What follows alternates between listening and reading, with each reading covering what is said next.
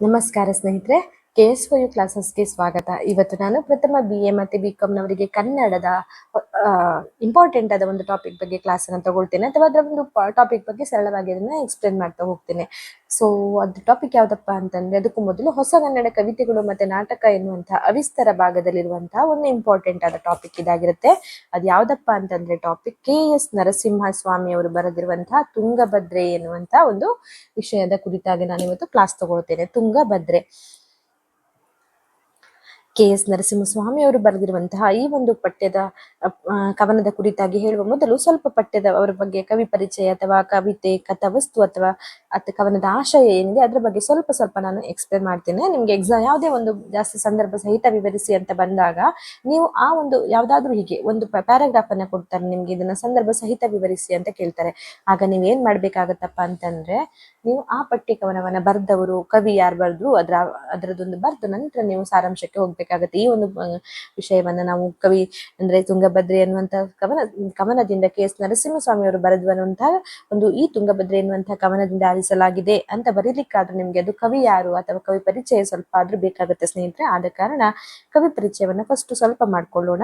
KS Narasimhaswamy ಅವರು ತುಂಗಭದ್ರ ಎನ್ನುವಂತಹ ಈ ಒಂದು ಕವನದಲ್ಲಿ ಎಳೆಯ ಮಗುವಿನ ಮುಗ್ಧ ಸುಂದರ ಚಿತ್ರಣವನ್ನ ಆಕರ್ಷಣೀಯವಾಗಿ ರಚಿಸುತ್ತಾರೆ.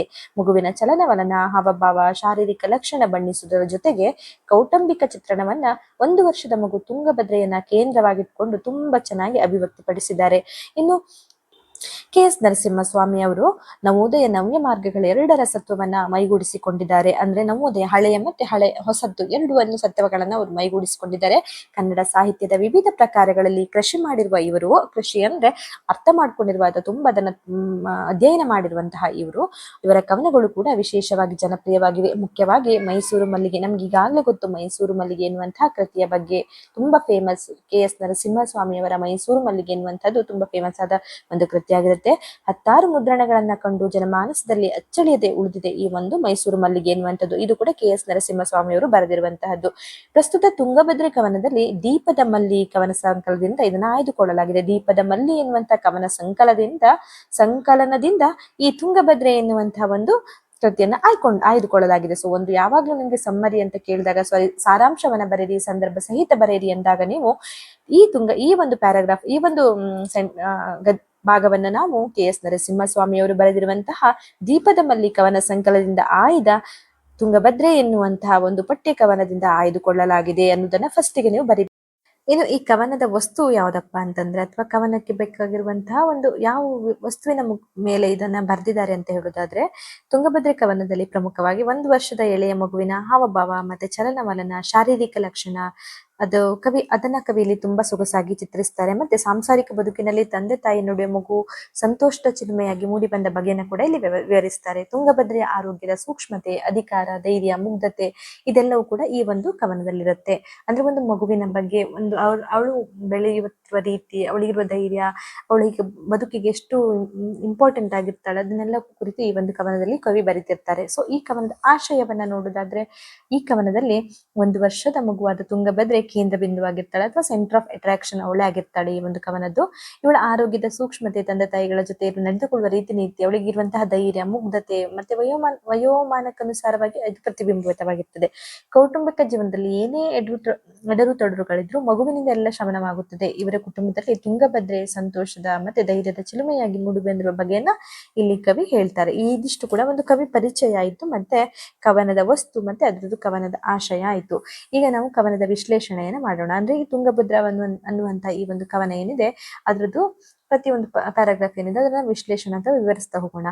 ಈ ತುಂಗಭದ್ರೆ ಹೊಳೆಯಲ್ಲ, ವರುಷದ ಮಗಳು ಇವಳೆನ್ನ ದೇವರಾಗಿಹಳು, ಮದ್ರಾಸಿನಲ್ಲಿ ಬಿರುಗಾಳಿ ಎದ್ದು ಮೈಸೂರಿನಲ್ಲಿ 10 ಹನಿ ಮಳೆ ಬಿದ್ದಿತೆನ್ನಿ ಇವಳಿಗೆ ನೆಗಡಿ, ಬೀದಿಯಲ್ಲಿ ಬೇಸಗೆಯ ಬಿಸಿಲು ಸುಳಿದರೆ ಉಷ್ಣ, ಮನೆಯೊಳಗೆ ಎಲ್ಲೆಲ್ಲೂ ಇವಳದೇ ಮಾತುಗಳು, ಇವಳಾಟ. ಈ ತುಂಗಭದ್ರೆ ಹೊಳೆಯಲ್ಲ, ವರ್ಷದ ಮಗಳು ಅಂದ್ರೆ ಈ ತುಂಗಭದ್ರೆ ಒಂದು ನದಿ ಅಲ್ಲ, ಅವಳು ಹೊಳಿತಾ ಅವಳು ಆತರ ಹೊಳೆಯಲ್ಲ, ಇವಳು 1 ವರ್ಷ ಆಗಿರುವಂತಹ ಮಗಳು ಅಷ್ಟೇ. ಇವಳು ನಮ್ಮ ದೇವರು. ಮತ್ತೆ ಮದ್ರಾಸಲ್ಲಿ ಬಿರುಗಾಳಿ ಬಂದ್ರೆ ಮೈಸೂರಲ್ಲಿ ಮಳೆ ಬರುತ್ತೆ. ಅಂದ್ರೆ ಬೇರೆ ಕಡೆ ನಮ್ದು ಒಂದು ಸೈಡ್ ಅಲ್ಲಿ ಬಿರುಗಾಳಿ ಇದ್ದಾಗ ಇನ್ನೊಂದ್ ಕಡೆ ಅದರದ್ದು ಕುರು ಹಾಗೆ ಮಳೆ ಬರುವಂತದ್ದೆಲ್ಲ ಇರುತ್ತಲ್ವಾ, ಹಾಗೆ ಅಲ್ಲಿ ಒಂದು ಬಿರುಗಾಳಿ ಬಂದ್ರೆ ಮೈಸೂರಲ್ಲಿ ಮಳೆ ಬರುತ್ತೆ. ಅಲ್ಲಿ ಮಳೆ ಬಿದ್ರೆ ಇವಳಿಗೆ ನೆಗಡಿ ಶುರು ಆಯ್ತು. ಅಂದ್ರೆ ಅವಳು ಆರೋಗ್ಯ ತುಂಬಾ ಸೂಕ್ಷ್ಮ, ನಮ್ಮ ಮಗಳು ನಮ್ಮ ಮನೆಗೆ ದೇವತೆ ಅವಳು, ವರ್ಷ ಆಗ್ತಾ ಬಂತು ಮಗುಗೆ, ಅವಳು ನಮ್ಮನೆ ದೇವರಾಗಿದ್ದಾಳೆ. ಅಥವಾ ಮದ್ರಾಸ್ನಲ್ಲಿ ಬಿರುಗಾಳಿ ಬಂದಾಗ ಇವಳಿಗೆ ಅಂದ್ರೆ ಅಷ್ಟು ಬೇಗ ಸೂಕ್ಷ್ಮತೆ ಅವಳ ಆರೋಗ್ಯದಲ್ಲಿ ಇರುತ್ತೆ. ಅಲ್ಲೆಲ್ಲಾದ್ರೂ ಮಳೆ ಬಿದ್ರೆ ಇವಳಿಗೆ ನೆಗಡಿ ಶುರು ಆಗುತ್ತೆ ಅನ್ನೋ ತರ. ಇನ್ನು ಬೀದಿಯಲ್ಲಿ ಬಿಸಿಲು ಬಂದಾಗ ಹೊರಗಡೆ ಎಲ್ಲಾದ್ರೂ ಓಡಾಡಿದ್ಲಂದ್ರೆ ಅಲ್ಲಿ ಉಷ್ಣ ಆಯ್ತು ಅಥವಾ ಹೀಟ್ ಆಗ್ಲಿಕ್ಕೆ ಸ್ಟಾರ್ಟ್ ಆಗುತ್ತೆ ಅಂತಾರಲ್ವಾ ಹಾಗೆ. ಅಂದ್ರೆ ಎಲ್ಲ ಕಡೆನೂ ಇವಳದೇ ಮಾತು, ಇವಳದೇ ಊಟ, ಇವಳದೇ ಆಟ ಇದೇ ಮನೇಲಿ ಇರುತ್ತೆ. ಇವಳು 1 ವರ್ಷದ ಮಗಳಾಗ್ತಾ ಇದ್ದಾಳೆ, ಮಗಳು ಈಗ ಬೆಳಿತಾ ಇದ್ದಾಳೆ ಎನ್ನುವುದನ್ನ ಇಲ್ಲಿ 1ನೇ ಪ್ಯಾರಾಗ್ರಾಫ್ ಅಲ್ಲಿ ಕವಿ ಎಕ್ಸ್ಪ್ಲೇನ್ ಮಾಡ್ತಾ ಇದ್ದಾರೆ. ಇನ್ನು 2ನೇ ಪ್ಯಾರಾಗ್ರಾಫ್ ನೋಡೋದಾದ್ರೆ, ಒಳಗಣ್ಣ ಕಪ್ಪ ಕತ್ತರಿಸುವಳು, ದಿನವೂ ಹಿಡಿದು ಅಕ್ಕ ಅಮ್ಮ ಎಂದು ಒಲಿದು ಬಿಸಿ ನೀರೆರೆದು ಮೈ ತುಂಬ ಹೊದಿಸಿ ಧೂಪನಿಟ್ಟು ತೊಟ್ಟಿಲಲ್ಲಿ ರಟ್ಟೆ ಬೀಳುವ ತನಕ ತೂಗಿ ಮೆಲುದನಿಯಲ್ಲಿ ಚೋಳ ಕನ್ಯೆಯರ ಭಂಗವನ್ನು ಪಲುಕಿದರಿವಳು ಮಲಗುವಂತವಳೆ ಈ ಮಾಯಾಂಗನೆ ಇಣುಕಿ ಹೆಡೆ ಎತ್ತಿ ಮತ್ತೆ ನಕ್ಕು ನಗಿಸುವಳು ಅಂತ ಹೇಳ್ತಾರೆ. ಅಂದ್ರೆ ಇವಳು ತಾಯಿಗಿಂತಲೂ ತುಂಬಾ ಸುಂದರಿಯಾಗಿರ್ತಾಳೆ ಅನ್ನೋದನ್ನ ಅವಾಗ ಅವಳ ತಂದೆ ಹೇಳ್ತಾ ಇರ್ತಾಳೆ. ಮತ್ತೆ ಈ ಮಕ್ಕಳನ್ನ ಸ್ನಾನ ಮಾಡಿಸುವಾಗೆಲ್ಲ ಹೇಗೆಲ್ಲ ಮಾಡಿಸ್ತಾರೆ, ಬೆಳಿಗ್ಗೆ ಎದ್ದು ಎಣ್ಣೆ ಉಜ್ಜಿ ಮೈ ತುಂಬ ಬಿಸಿ ಬಿಸಿ ನೀರು ಎರಿತಾರೆ, ಮುದ್ದು ಮಾಡ್ತಾರೆ, ಮತ್ತೆ ಬಟ್ಟೆ ಎಲ್ಲ ಹೊದಿಸಿ ಧೂಪನ ಹಿಡಿತಾರೆ ಮಗುಗೆ. ಅಂದ್ರೆ ಹೊಗೆ ಹಿಡಿಯೋದಂತ ಹಿಡಿತಾರಲ್ವಾ ಮಕ್ಕಳಿಗೆಲ್ಲ, ಚಿಕ್ಕ ಮಕ್ಕಳಿಗೆ. ಹಾಗೇನೆ ತೊಟ್ಟಿಲಿಗೆ ತೂಗ್ತಾ ಇರ್ತಾರೆ. ಈಗ ಮಕ್ಕಳು ಮಲಗ್ಲಿಕ್ಕೆ ಎಷ್ಟು ಸಲ ತೂಗ್ಬೇಕಲ್ವಾ, ಅಷ್ಟೆಲ್ಲ ತೂಗಿದ್ರು ಕೂಡ ಇನ್ನೆಲ್ಲ ಮಾಡಿ ರಮಿಸಿ ಮುದ್ದಾಡಿ ಬಿಸಿ ನೀರಲ್ಲಿ ಸ್ನಾನ ಮಾಡಿಸಿ ಧೂಪ ಹಿಡಿದು ಅಷ್ಟೆಲ್ಲ ಮುದ್ದು ಮಾಡಿದ್ದೆ ಈ ಸುಂದರಿಯಾದ ಮಗಳನ್ನ ಮಲಗಿಸಿದ್ರೆ ಮಲಗ್ತಾಳೆ ಅಂತ ನಿದ್ದೆ ಬಂದಿದೆ ಅಂತ ನೋಡ್ಕೊಂಡ್ರೆ ಅವಳು ಮಲಗಿರಲ್ಲ. ಅವಳು ಮತ್ತೆ ನಾಗರ ಹಾವಿನ ಹಾಗೆ ಎಡೆ ಎತ್ತಿ ಮತ್ತೆ ನಗುತ್ತಾ ಇರ್ತಾಳೆ. ಅವಳು ಮಲಗುದಿಲ್ಲ, ಆ ತೊಟ್ಟಿಲೊಳಗಡೆ ಆಡ್ತಾನೆ ಇರ್ತಾಳೆ ಮುದ್ದು ಮಗಳು ಎನ್ನುವುದನ್ನ ಇಲ್ಲಿ ಹೇಳ್ತಾರೆ. ಅಂದ್ರೆ ಇದು ಯಾವ ತರ ಅಂದ್ರೆ, ಒಂದು ಮಗು ಮಲಗುದಿಲ್ಲ, ಮಲಗಿಸ್ಲಿಕ್ಕೆ ಕೂಡ ಎಷ್ಟು ಒಂದು ತಂದೆ ತಾಯಿಗಳು ಕಷ್ಟಪಡ್ತಾರೆ. ಅಷ್ಟು ಮಲಗಿಸಿ ಮಾಡಿದ್ರಾಗ ಮಗು ಮಲಗಿದೆ ಅಂತ ತಿಳ್ಕೊಳ್ಳುವಾಗ ಆ ಮಗು ಅಲ್ಲಿ ಮಲಗಿರಲ್ಲ, ಅದರ ಬದಲಾಗಿ ಅವಳು ಆಡ್ತಾ ಇರ್ತಾಳೆ, ಅವಳದಲ್ಲಿ ಕೂಡ ತುಂಟಾಟ ನಡೀತಾ ಇರ್ತದೆ ಎನ್ನುವುದನ್ನ ಇಲ್ಲಿ ನಾವು ನೋಡಬಹುದಾಗಿದೆ. ಇನ್ನು ವರುಷದ ಮಗಳು ಇವಳೆನೆಗೆ ಸರ್ಪಗಾವಲು, ಹೊಸಲೆ ದಾಟಿದರೆ ಬಾಗಲಿಗೆ ಬಂದು ಕಾಡುವಳು, ಸಂಜೆ ತನಕ ತಾಯಿಯ ಬಳಿ ಇವಳ ಅಧಿಕಾರ, ನಡು ರಾತ್ರಿಯಲ್ಲಿ ನನ್ನೆದೆಗೆ ಇವಳು ದೇವರ ಪದಕ ಅಂತಾರೆ. ಅಂದ್ರೆ ಎಷ್ಟು ಮುದ್ದಾಗಿ ಮಗಳನ್ನ ವರ್ಣಿಸ್ತಾರೆ, ಮಗಳನ್ನ ಎಷ್ಟು ಪ್ರೀತಿಸ್ತಾರೆ ಎನ್ನುವುದನ್ನ ಈ ಒಂದು ಸಾಲುಗಳಲ್ಲಿ ನಾವು ನೋಡಬಹುದಾಗಿದೆ. ಇವಳೆನಗೆ ಸರ್ಪಗಾವಲು ಅಂದ್ರೆ ಇವಳು ತಂದೆಗೆ ಒಂದು ಸರ್ಪಗಾವಲು ಅಂದ್ರೆ ಇಲ್ಲಿ ಅದೊಂದು ಸ್ಟ್ರಿಕ್ಟ್ ಅಂತ ಬರುವುದಿಲ್ಲ ಇಲ್ಲಿ, ಅಂದ್ರೆ ಆ ತರ ಅಲ್ಲ. ಬಟ್ ಅವಳಂದ್ರೆ ಅಪ್ಪನಿಗೆ ಒಂದು ಅವಳು ಏನು ದೊಡ್ಡ ರಿಸ್ಟ್ರಿಕ್ಷನ್ ಮಾಡ್ಬೇಕಾಗಿಲ್ಲ ಅವಳ ಅಪ್ಪನಿಗೆ. ಅಂದ್ರೆ ಅವಳೊಂದು ಮಾತು ಹೇಳಿದ್ರೆ ಸಾಕು ಅಪ್ಪನನ್ನ ನಿಲ್ಲಿಸ್ಲಿಕ್ಕೆ ನಿಲ್ಲಿಸಬಹುದು. ಅಂದ್ರೆ ಅವಳು ಹೋಗ್ಬೇಡ ಅಂದ್ರೆ ಹೋಗಲ್ಲ, ಅವಳು ಹೋಗು ಅಂದ್ರೆ ಹೋಗು, ಆ ತರ ಒಂದು. ಅಂದ್ರೆ ಇಲ್ಲಿ ಮಗು ಅಷ್ಟು ಜೋರು ಅನ್ನೋದಕ್ಕಿಂತ ಅಥವಾ ಮಗುಗೆ ಎಷ್ಟು ಹೆದರ್ತಾರ ಅನ್ನೋದಕ್ಕಿಂತ ಅವಳಿಗೆ ಅಪ್ಪ ಕೊಡುವಂತ ಪ್ರೀತಿ ಏನಿದೆ, ಆ ಪ್ರೀತಿಯ ಒಂದು ಅವಳಿಗೆ ಅವ್ರು ಎಷ್ಟು ಬೆಲೆ ಕೊಡ್ತಾರೆ ಎನ್ನುವುದನ್ನ ನಾವಿಲ್ಲಿ ನೋಡ್ಬೋದು. ಆ ತರ ಇಲ್ಲಿ ಒಂದು ಅರ್ಥಗರ್ಭಿತವಾಗಿರುತ್ತೆ ಈ ಒಂದು ಸಾಲುಗಳು. ಅವಳು ಸರ್ಪಗಾವಲಂದ್ರೆ ಅವಳು ಕಾಯ್ತಾ ಇರ್ತಾಳೆ ಅಪ್ಪನನ್ನ, ಹೊರಗಡೆ ಹೋಗ್ತಾರಾ ಇಲ್ವಾ, ಹೊಸ್ಲು ದಾಟಿದ್ರೆ ಯಾಕೆ ಹೋಗ್ತೀರಾ ಅಂತ ಕೇಳ್ತಾಳೆ, ಹೋಗ್ಲಿಕ್ಕೆ ಬಿಡುದಿಲ್ಲ ಒಮ್ಮೊಮ್ಮೆ. ಅಂದ್ರೆ ಈ ತರ ಮಕ್ಕಳು ಹಾಗೆ ಅಲ್ವಾ, ತಂದೆ ತಾಯಿಗಳು ಹೊರಗಡೆ ಹೊರಡುವಾಗ ಹೋಗ್ಲಿಕ್ಕೆ ಬಿಡುದಿಲ್ಲ. ಹೀಗೆಲ್ಲ ಈ ಸಣ್ಣ ಸಣ್ಣ ವಿಷಯಗಳನ್ನ ಕೂಡ ತಂದೆ ಆದವರು ಈ ಕವಿ ಏನಿದ್ದಾರೆ ಅದನ್ನೆಲ್ಲ ಇಲ್ಲಿ ಕವನಗಳಲ್ಲಿ ಮೆನ್ಷನ್ ಮಾಡ್ತಾರೆ. ಹೋಗ್ತೇನೆ ಅಂದ್ರೆ ಹೊಸಲನ್ನು ದಾಟ್ಲಿಕ್ಕೆ ಬಿಡುದಿಲ್ಲ, ನನ್ನನ್ನು ಸರ್ಪಗಾವಲ್ ತರ ಕಾಯ್ತಾಳೆ ಅವಳು, ಮತ್ತೆ ಬಾಗಿಲಿಗೆ ಬಂದು ಕಾಡ್ತಾಳೆ. ಸಂಜೆ ತನಕ ನಾನು ಅಷ್ಟಾಗಿ ಕೂಡ ಕೆಲಸಕ್ಕೆ ಹೋದ ನಂತರ ಸಂಜೆ ತನಕ ಅಮ್ಮನ ಜೊತೆ ಆಟ ಆಡ್ತಾ ಇರ್ತಾಳೆ. ಅಮ್ಮನ ಜೊತೆ ಇವಳದ ಅಧಿಕಾರ, ಅಮ್ಮನನ್ನೇ ಆಟ ಆಡಿಸ್ತಾ ಇರ್ತಾಳೆ. ಅಥವಾ ಅಂದ್ರೆ ಅಮ್ಮನನ್ನೇ ಇಡೀ ದಿನ ಅಮ್ಮನ ಜೊತೆ ಇದ್ದು ಅಮ್ಮನನ್ನೇ ಅಧಿಕಾರದಿಂದ ನೋಡ್ತಾಳೆ ಅನ್ನೋ ತರ. ಆ ತರ ಒಂದು ಅಂದ್ರೆ ಅಧಿಕಾರ ಅಂದ್ರೆ ಇಲ್ಲಿ ನಿಜವಾದ ಅಧಿಕಾರ ಅಲ್ಲ, ಅಂದ್ರೆ ಅಮ್ಮನನ್ನ ಆಟ ಆಡಿಸ್ತಾಳೆ. ಅಂದ್ರೆ ಅಮ್ಮ ಅವಳು ಹೇಳಿದಾಗೆಲ್ಲ ಕೇಳ್ಬೇಕು, ಅಮ್ಮನ ಜೊತೆ ಮುದ್ದಾಗಿ ತುಂಟಾಟ ಆಡುದು ಇದೆಲ್ಲವನ್ನ ಮಾಡ್ತಿರ್ತಾಳೆ. ಆದ್ರೆ ರಾತ್ರಿಯಲ್ಲಿ ನನ್ನ ಎದೆಗೆ ಇವಳು ದೇವರ ಪದಕ. ರಾತ್ರಿ ಒಂದು ಅಪ್ಪನ ಎದೆ ಮೇಲೆ ಮಲ್ಕೊಳ್ತಾಳೆ ಅವಳು, ದೇವರ ಪದಕದ ಹಾಗೆ ಅಪ್ಪ ಅವಳನ್ನ ನೋಡ್ತಾರೆ ಎನ್ನುವುದನ್ನ ನಾವಿಲ್ಲಿ ಅರ್ಥ ಮಾಡ್ಕೋಬಹುದು. ಅಂದ್ರೆ ಇಲ್ಲಿ ಕವಿಗೆ ತನ್ನ ಮಗಳು ಚಿಕ್ಕವಳಲ್ಲ, ಇವಳಿಗೆ 1 ವರ್ಷ ತುಂಬಿದೆ, ಇದುವರೆಗೂ ಮನೆಯೊಳಗಿದ್ದ ಮಗು ಒಂದು ಹೆಜ್ಜೆ ಬಂದು ಬಾಹ್ಯ ಪ್ರಪಂಚವನ್ನ ನೋಡ್ತಾ ಇದ್ದಾಳೆ ಎನ್ನುವ ಕವಿ ಮನಸ್ಸಲ್ಲಿ ಆತಂಕಗೊಂಡುತ್ತೆ. ಕವಿ ತಾನು ಹೊರಟ್ರೆ ಮಗು ತನ್ನ ತಂದೆಯೊಡನೆ ಇರುವ ಸಲುಗೆಯಿಂದ ಮಗು ತನ್ನ ಅಧಿಕಾರವನ್ನು ಸ್ಥಾಪಿಸ್ತಾಳೆ. ಬೆಳಿಗ್ಗೆಯಿಂದ ಸಂಜೆಯವರೆಗೂ ತಾಯಿಯೊಡನೆ ಬೇಕು ಬೇಡಗಳನ್ನು ಕೇಳಿ ಪಡೆದು ರಾತ್ರಿಯಲ್ಲಿ ಬಂದು ಅಪ್ಪನನ್ನ ಅಪ್ಪಿಕೊಳ್ಳುವ ಮಗಳು ತಂದೆಯ ಕೊರಳ ಪದಕವಿದ್ದಂತೆ ಎನ್ನುವ ಕವಿಯ ಮನೋಭಾವ ಪ್ರೇಕ್ಷೆಯಂತೆ ಕಂಡರೂ ಸ್ವಾಭಾವಿಕವಾಗಿ ಮೂಡಿ ಬಂದಿದೆ ಎನ್ನಬಹುದು, ಅಥವಾ ನಾವನ್ನ ಅರ್ಥ ಮಾಡ್ಕೋಬಹುದು. ಇದು ಸ್ವಾಭಾವಿಕ. ಇನ್ನು ಈ ಮಗಳು ತುಟಿ ತೆರೆದರೆ ಸಾಕು, ಮೇಲೊಂದು ಸಣ್ಣಕ್ಕಿ, ಕೆಳ ತುಟಿಯ ಹಿಂದೆ ಇನ್ನೊಂದು ಹಾಲಿನ ಚುಕ್ಕಿ, ಬಟ್ಟ ತಲೆ, ದುಂಡು ಮುಖ, ಕಿವಿಯವರೆಗೂ ಕಣ್ಣು, ಇಷ್ಟಾಗಿ ಶಾಸ್ತ್ರಕ್ಕೆ ಹೊತ್ತು ಕೂದಲು, ಒಂದು ಮರಳು ಜಡೆ, ಅದೂ ಬ್ರಹ್ಮಗಂಟು. ಅಂದ್ರೆ ಇಲ್ಲಿ ಕೂಡ ಅವಳ ಸೌಂದರ್ಯವನ್ನ ಮುದ್ದಾಗಿ ಇಲ್ಲಿ ವರ್ಣಿಸಿದ್ದಾರೆ. ಅಂದ್ರೆ ತುಟಿ ತೆರೆದರೆ ಸಾಕು, ಮೇಲೊಂದು ಸಣ್ಣಕ್ಕಿ, ಅಲ್ಲೊಂದು ಇಲ್ಲೊಂದು ಚಿಕ್ಕ ಚಿಕ್ಕ ಹಲ್ಲುಗಳು ಬರುತ್ತಾ ಇರುವಂತಹ ಸಂದರ್ಭ. ಅವಳು 1 ವರ್ಷದ ಮಗು ಅಷ್ಟೇ ಅಲ್ವಾ, ಹಾಗಾಗಿ. ಇನ್ನು ಕೆಳ ತುಟಿಯ ಹಿಂದೆ ಇನ್ನೊಂದು ಹಾಲಿನ ಚುಕ್ಕಿ, ಅಂದ್ರೆ ಇನ್ನೊಂದು ಚಿಕ್ಕ ಇನ್ನೇನು ಬರೋ ತರ ಇರುವಂತಹ ಒಂದು ಹಲ್ಲು, ಅದನ್ನ ಎಷ್ಟು ಮುದ್ದಾಗಿ ಅವರು ವರ್ಣಿಸಿದ್ದಾರೆ ನೋಡಿ.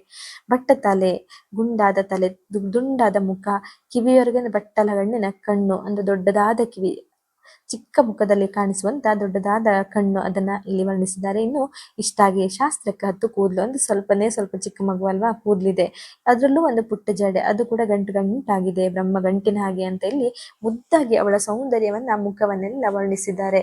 ಇನ್ನು ವರುಷದ ಮಗಳ ಧೈರ್ಯವೇ ಧೈರ್ಯ, ಆಗಾಗ ಮುಂಗೋಪದಲ್ಲಿ ತಂದೆ ಜರಿದರೆ ಇವಳು ತಾಯಿಯ ಬಳಿ ಸೇರುವಳು, ತಾಯಿ ಬೇಸರದಿಂದ ಮತ್ತೊಮ್ಮೆ ಗದರಿದರೆ ಅಂಬೆಗಾಲಿಡುತ್ತಾ ಕಂಬನಿಯೊಂದನ್ನುರುಳಿಸುತ್ತಾ ಬಂದು ತಂದೆಯ ತೊಡೆಯ ನೇರುವಳು. ಅಂದ್ರೆ ಮಕ್ಕಳು ಹೀಗೆ ಅಲ್ವಾ, ತುಂಬಾ ಧೈರ್ಯ, ಅವ್ರು ಹೇಳಿದ್ದೆಲ್ಲ ನಡೆಯುತ್ತೆ ಎನ್ನುವಂತಹ ಧೈರ್ಯ ಅವರಿಗೆ. ಯಾಕಂದ್ರೆ ಅವರನ್ನು ಅತಿಯಾಗಿ ಮುದ್ದು ಮಾಡೋದ್ರಿಂದ, ಅವರೆಲ್ಲ ಹೇಳಿದ್ದನ್ನ ಕೇಳುವುದರಿಂದ ಅವರಿಗೆ ಒಂದು ಧೈರ್ಯ, ನಾನು ಹೇಳಿದ್ದೇ ಎಲ್ಲ ನಡೆಯುತ್ತೆ ಅನ್ನುವಂತ ಒಂದು ಧೈರ್ಯ. ಆಗಾಗ ಸಿಟ್ಟು, ಕೇಳಿದ್ದಕ್ಕೆಲ್ಲ ಸಿಟ್ಟು, ಕೋಪ ಎಲ್ಲ ಬರ್ತಾ ಇರುತ್ತೆ ಚಿಕ್ಕ ಮಕ್ಕಳದು.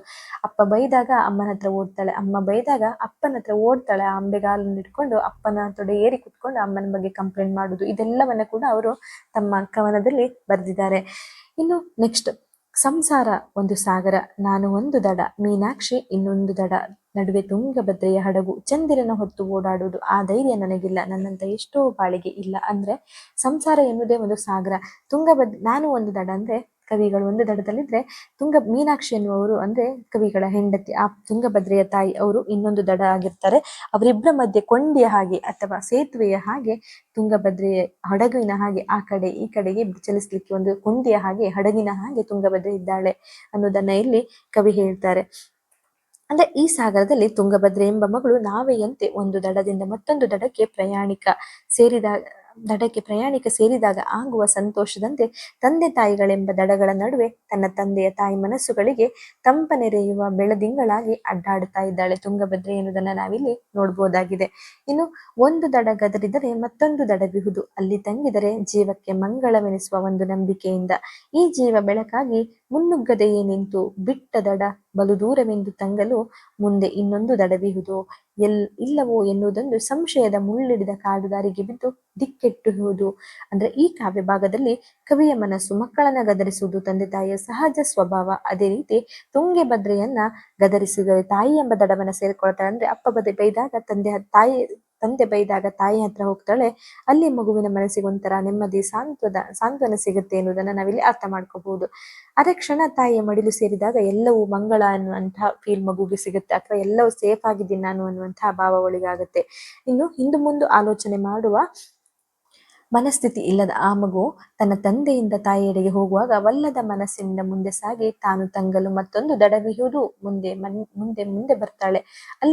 ಅಲ್ಲದೆ ಕವನದ ಈ ನಾಯಕಿಯನ್ನು ತುಂಗಭದ್ರೆ ಇರ್ತಾಳೆ, ನಾನು ಇರುವುದೆಲ್ಲಿ ಎನ್ನುವ ಭಯ ಆತಂಕ ಒಳಗಿರುವುದಿಲ್ಲ, ನಿರ್ಧಾರಾತ್ಮಕ ಮನಸ್ಸಿನಿಂದ ತನ್ನ ಗುರಿಯನ್ನ ಮುಟ್ಟುವ ಅಚಲ ವಿಶ್ವಾಸವಿದ್ದಂತೆ ಕಾಣ್ತದೆ. ಅಂದ್ರೆ ಅಪ್ಪ ಬೈದಾಗ ಅಮ್ಮನ ಹತ್ರ, ಅಮ್ಮ ಬೈದಾಗ ಅಪ್ಪನ ಹತ್ರ, ಅಮ್ಮ ಬೈದಾಗ ಅಪ್ಪನ ಹತ್ರ ಹೋಗುವಾಗ ಅಲ್ಲಿ ನಾನು ಸೇಫ್ ಅನಿಸುತ್ತೆ, ಅಲ್ಲಿಂದ ಅಮ್ಮನ ಹತ್ರ ಹೋಗುವ ತನಕ ಒಳಗೆ ನನಗೆ ಧೈರ್ಯ ಇದೆ, ಅಂದ್ರೆ ಯಾರು ನನ್ಗೇನು ಮಾಡಕ್ಕಾಗಲ್ಲ, ಅಮ್ಮ ಇದ್ದಾರೆ ನನ್ನ ಹತ್ರ ಅನ್ನುವಂಥ ಭಯ, ಪ್ರಪಂಚದ ಏನು ಆಗು ಹೋಗುಗಳು ಅವಳಿಗೆ ಗೊತ್ತಿಲ್ಲ, ಅವಳಿಗಿರುವುದು ಒಂದು ಕಾನ್ಫಿಡೆನ್ಸ್, ಒಂದು ವಿಶ್ವಾಸ ತಂದೆ ತಾಯಿಯ ನಡುವೆ ಎನ್ನುವುದನ್ನ ಇಲ್ಲಿ ಕವಿ ಹೇಳ್ತಾರೆ. ತಳಮಣಗೊಂಡು ಎದ್ದೆದ್ದು ಕನವರಿಸುತ್ತಿರುವುದು ಮುಂದೇನೆಂದು, ಏನು ಬಹುದೋ ಎಂದು ನೊಂದು. ಅಂದ್ರೆ ತುಂಗಭದ್ರೆ ಮತ್ತೊಂದು ದಡವನ್ನು ಸೇರಿದ ನಂತರ ಆತಂಕದಿಂದ ಎದ್ದು ಕನವರಿಸ್ತಾಳೆ. ಮುಂದಿನ ಬದುಕಿನ, ನಾಳೆಗಳ ಜೀವನದ ತಾಕಲಾಟಗಳು, ಭವಿಷ್ಯದ ಬದುಕಿನ ಬಗೆಗೆ ಪ್ರಶ್ನಾತೀತವಾಗಿ ಕವಿ ಮನಸ್ಸು ಆತಂಕಗೊಂಡಿದೆ. ಅಂದ್ರೆ ತುಂಗಭದ್ರೆಗೆ ಇದೆಲ್ಲ ಅನಿಸುವುದಿಲ್ಲ, ಯಾಕಂದ್ರೆ ಚಿಕ್ಕ ಮಗು, ಆದ್ರೆ ಅವಳ ಭವಿಷ್ಯದ ಕುರಿತಾಗಿ ಕವಿ ಇದನ್ನೆಲ್ಲ ಯೋಚನೆ ಮಾಡ್ತಾರೆ. ಇನ್ನು ಈ ಕವಿತೆಯಲ್ಲಿ ಸ್ವಾಭಾವಿಕವಾದ ಧ್ವನಿಪೂರ್ಣತೆ ಕಂಡು ಬರುತ್ತದೆ. ಕವನದುದ್ದಕ್ಕೂ ಭಾವನೆಗಳ ಸೂಕ್ಷ್ಮವಾದ ತರಂಗಗಳು ಕಲೆಗಾರಿಕೆಯಿಂದ ಹೊರಹೊಮ್ಮುತ್ತಲೇ ಭಾಷೆಗಳಿಂದ ಸುಂದರ ವಾತ್ಸಲ್ಯ ಗೀತೆಗಳೆಲ್ಲ ಒಂದಾಗಿರುವುದನ್ನು ನಾವು ಕಾಣ್ತೇವೆ. ಭಾವದೊಡನೆ ವೈಚಾರಿಕತೆಯು ಸೇರಿ ಚಿಂತನೆಗೆ ತೊಡಗಿರುವುದರಿಂದ ಇದೊಂದು ಸುಂದರವಾದ ಕವನವಾಗಿ ಮಾರ್ಪಟ್ಟಿರುತ್ತದೆ. ಸ್ನೇಹಿತರೆ, ಈ ಒಂದು ಕವನ ನಿಮ್ಗೆ ಎಕ್ಸಾಮ್ಗೆ ಖಂಡಿತ ಬರೋದ್ರಿಂದ ದಯವಿಟ್ಟು ಈ ಸಾರಾಂಶವನ್ನೆಲ್ಲ ಪುನಃ ನೀವು ಓದ್ಕೊಳ್ತಾ ಇರಿ. ಯಾಕಂದ್ರೆ ಇದನ್ನು ಸಂದರ್ಭ ಸಹಿತ ಕೂಡ ಬರ್ಬೋದು. ಇವಳನಿಗೆ ಸರ್ಪಗಾವಲು, ಇದೊಂದು ಪ್ಯಾರಾಗ್ರಾಫ್ ಬರ್ಬೋದು. ಅಂದ್ರೆ ಅದು ಬಂದಾಗ ನೀವು ಯಾಕೆ ಹೇಳಿದ್ರು, ಅದನ್ನ ಬರೆಯುವಾಗ ಹೇಗೆ ಬರಿಬೇಕಂತಂದ್ರೆ, ಈ ಒಂದು ಕವನವನ್ನ ನಾವು KS ನರಸಿಂಹಸ್ವಾಮಿ ಅವರು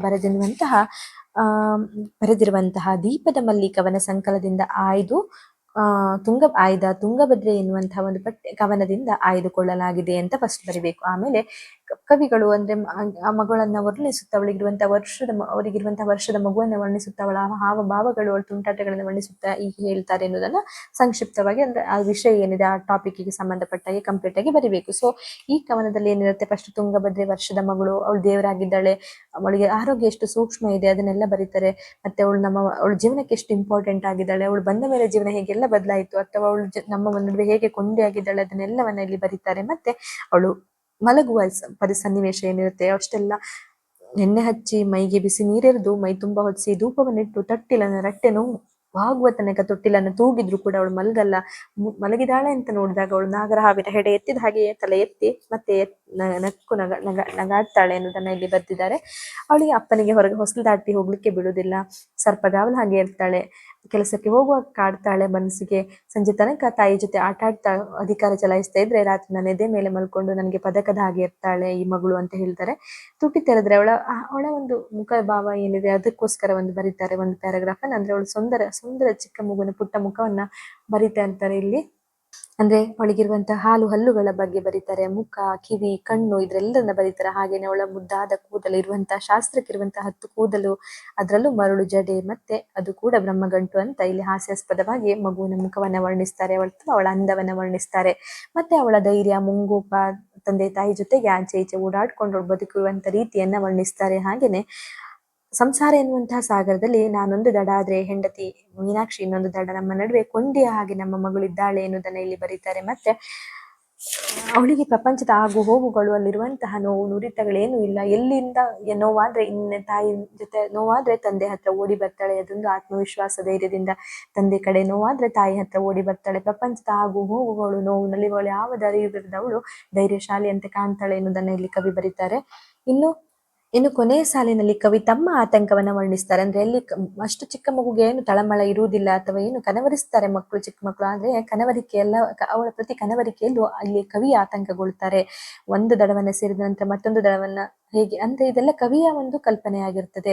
ಆದ್ರೆ ಮುಂದಿನ ಬದುಕಿನ ನಾಳೆಗಳ ಜೀವನ ತಾಕಲಾಟಗಳು, ಭವಿಷ್ಯದ ಬದುಕಿನ ಬದುಕಿಗೆ ಪ್ರಶ್ನಾತೀತವಾಗಿ ಇದು ಕವಿಯ ಮನಸ್ಸಿಗೆ ಕಾಳಿ ಕವಿ ಆತಂಕಗೊಳ್ತಾರೆ. ಆ ಪುಟ್ಟ ಮಗುವಿನ ಮುಂದಿನ ಭವಿಷ್ಯದ ಬಗ್ಗೆ ಎಲ್ಲ ಯೋಚಿಸಿಕೊಂಡಾಗ ಆಗುವಂತ ಭಾವವನ್ನ ಕೂಡ ಕವಿ ಲಾಸ್ಟ್ಗೆ ಕೊನೆಯಲ್ಲಿ ಎಕ್ಸ್ಪ್ಲೇನ್ ಮಾಡ್ತಾ ಹೋಗ್ತಾರೆ. ಇದಿಷ್ಟು ಕೂಡ ತುಂಗಭದ್ರೆ ಎನ್ನುವಂತ ಸುಂದರವಾದ ಕವಿತೆಯ ಸಾರಾಂಶ ಆಗಿರುತ್ತೆ ಸ್ನೇಹಿತರೆ, ಕನ್ನಡದ ಸಾರಾಂಶ ಆಗಿರುತ್ತೆ ಈ ಮತ್ತೆ ಇದರಲ್ಲಿ ಅಂತಹ ಏನು ವಿಶೇಷತೆ ಇಲ್ಲದಿದ್ರು ಕೂಡ ಒಂದು ತುಂಗಭದ್ರೆ ಎನ್ನುವಂತ ಅವರ ಮಗಳ ಬಗ್ಗೆ ಅವರು ಆ ಒಂದು ಪುಟ್ಟ ಮಗುವಿನ ಬಗ್ಗೆ ಕಂಪ್ಲೀಟ್ ಆದವರ ಭಾವನೆಗಳು, ಅವಳಿಂದ ಸಿಗುವಂತಹ ಸಂಪೂರ್ಣ ಪ್ರೀತಿ ಅನುಭೂತಿ ಏನಿದೆ ಅದೆಲ್ಲದರ ಕುರಿತಾಗಿ ಬರೀತಾರೆ. ಅವಳ ಬದುಕಿಗೆ ಒಂದು ಧೈರ್ಯ ಆಗಿರುವುದು ಅಥವಾ ಅವರಿಗೆ ಎಷ್ಟು ಇಂಪಾರ್ಟೆಂಟ್ ಆಗಿದ್ದಾಳೆ ಜೀವನಕ್ಕೆ ಅದೆಲ್ಲವನ್ನ ಇಲ್ಲಿ ಕವಿ ಬರೀತಾರೆ. ತುಂಗಭದ್ರೆ ಎನ್ನುವಂತಹಳು 1 ವರ್ಷದ ಎಳೆಯ ಮಗು, ಕವಿಯ ಮಗು ಆಗಿರ್ತಾಳೆ. ತಾಯಿ ಹೆಸರು ಮೀನಾಕ್ಷಿ, ಸೂಕ್ಷ್ಮ ಪ್ರವೃತ್ತಿ ಅವಳ ಆರೋಗ್ಯ ಎಲ್ಲ ತುಂಬಾ ಸೂಕ್ಷ್ಮವಾಗಿರುತ್ತೆ. ಇದನ್ನೆಲ್ಲವನ್ನ ಕೂಡ ಇಲ್ಲಿ ಅವರು ಹೇಳ್ತಾರೆ. ಅವಳ ಮುಖ, ಆ ಚಹರೆ ಹೇಗಿದೆ, ಅಥವಾ ಅವಳು ಎಷ್ಟು ಧೈರ್ಯವಂತೆ, ಅವಳು ಎಷ್ಟು ಇಂಪಾರ್ಟೆಂಟ್, ಈಗಾಗಲೇ ಹೇಳಿದಂತೆ ಅದನ್ನೆಲ್ಲವನ್ನ ಈ ಇವರು ಕವನದಲ್ಲಿ ಬರೆದಿರ್ತಾರೆ. 1 ವರ್ಷದ ಹುಡುಕಿಯಾದ ತುಂಗಭದ್ರೆಯ ಧೈರ್ಯ ಅಮರ, ತಂದೆ ಜರಿದ್ರೆ ತಾಯಿ ಬಳಿಗೆ, ತಾಯಿ ಗೆದ್ರಿದ್ರೆ ತಂದೆ ಬಳಿಗೆ ಸೇರ್ತಾಳೆ. ಸಂಸಾರ ಸಾಗರದಲ್ಲಿ ತಾಯಿ ಒಂದು ದಡ ಆದ್ರೆ ತಂದೆ ಇನ್ನೊಂದು ದಡ ಆಗಿರ್ತಾನೆ. ಎರಡನ್ನ ದಡ ಸೇರಿಸುವ ಹಡಗು ತುಂಗಭದ್ರೆ ಆಗಿರ್ತಾಳೆ. ಈ ಹಡಗು ಚಂದ್ರನ ಹೊತ್ತು ಓಡಾಡ್ತದೆ, ಅಂದ್ರೆ ಒಂದಲ್ಲ ಒಂದು ದಡವಿದೆ ಎನ್ನುವಂತಹ ಧೈರ್ಯ ಇರುತ್ತೆ. ಇಂತಹ ಧೈರ್ಯ ಎಷ್ಟೋ ಜನರಿಗೆ ಇರಲ್ಲ. ಭವಿಷ್ಯತ್ತಿನ ಬದುಕಿನಲ್ಲಿ ಮುನ್ನುಗ್ಗದೆ ದಡ ಸೇರುವುದು ದೂರವೆಂದು ತಿಳಿದು ಸಂಶಯದಿಂದ ಆತಂಕದಿಂದ ದಿಕ್ಕೆಡಬಹುದು. ಆದ್ರೆ ತುಂಗಭದ್ರೆಗೆ ಈ ಭಯ, ಆತಂಕ, ಸಂಶಯಗಳೇ ಇಲ್ಲ. ಮುಗ್ಧ ಮನಸ್ಸಿನಿಂದ ಮುನ್ನಡೆಯುವವಳಾಗಿರ್ತಾಳೆ ಅವಳು ಅಂತ ಹೇಳ್ತಾರೆ. ಅಂದ್ರೆ ಈ ಪುಟ್ಟ ಮಕ್ಕಳಿಗೆ ಯಾವುದು ಭಯ ಇರುವುದಿಲ್ಲ, ಮುಂದೆ ಏನು ಹೇಗೆ ಯಾವ ಸಂಶಯ ಇರುವುದಿಲ್ಲ, ಆತಂಕ ಕೂಡ ಇರುವುದಿಲ್ಲ, ಧೈರ್ಯ ಒಂದೇ ಅವರಿಗೆ ಇರ್ತದೆ. ಅಂದ್ರೆ ಅವರಿಗೆ ಮುಂದೆ ನಾಳೆಗಳ ಯೋಚನೆ ಇರದೇ ಇರುದಂತ ಕಾರಣಕ್ಕೆ ಈ ಕ್ಷಣಕ್ಕೆ ಅವರು ಬದುಕ್ತಾರಲ್ವಾ, ಆ ಒಂದು ರೀಸನ್ ಇಂದಾಗಿ ಅವರಿಗೆ ಯಾವ ಭಯ ಕೂಡ ಇಲ್ಲ, ಸಂಶಯ ಇಲ್ಲ, ಆತಂಕ ಇಲ್ಲ, ಏನೂ ಇಲ್ಲ. ಮುಗ್ಧ ಮನಸ್ಸಿನಿಂದ ಅವಳು ಮುನ್ನಡೆಯುತ್ತಾಳೆ, ಧೈರ್ಯದಿಂದ ಮುಂದೆ ಹೋಗ್ತಾಳೆ ಎನ್ನುವುದನ್ನ ಇಲ್ಲಿ ಕವಿ ತಮ್ಮ ಕವಿತೆಯಲ್ಲಿ ಹೇಳಿರ್ತಾರೆ. ಇದಿಷ್ಟು ಕೂಡ ತುಂಗಭದ್ರೆ ಕವಿತೆಯ ಸಾರಾಂಶ. ಈಗಾಗಲೇ ಹೇಳಿದಂತೆ ಇದೆಲ್ಲವೂ ಕೂಡ ಎಕ್ಸಾಮ್ಗೆ ಇಂಪಾರ್ಟೆಂಟ್ ಆಗಿರೋದ್ರಿಂದ ದಯವಿಟ್ಟು ಈ ಒಂದು ವಿಡಿಯೋನ ಮಿಸ್ ಮಾಡದೆ ಕಂಪ್ಲೀಟ್ ಆಗಿ ನೋಡಿ. ಧನ್ಯವಾದಗಳು ಸ್ನೇಹಿತರೆ.